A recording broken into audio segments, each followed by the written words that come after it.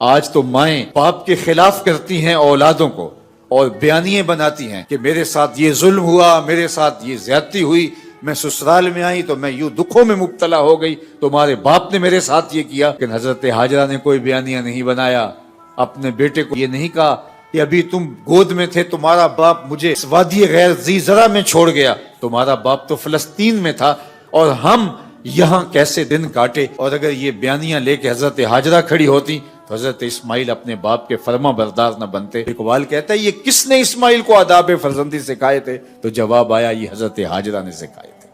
انہوں نے بتایا تھا کہ باپ کے آگے اپنے سر تسلیم کو کیسے خم کیا جاتا ہے اور کیسے اطاعت و انقیاد کے جذبے کو لے کر کے آگے بڑھا جاتا ہے۔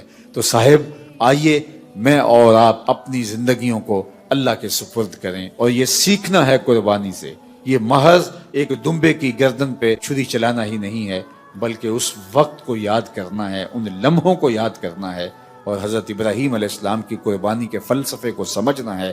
رب کے حکم پر عزیز سے عزیز چیز بھی قربان کرنے کی نوبت آئے تو بغیر کسی تعمل اور تردد کے اپنے آپ کو تیار پانا ہے۔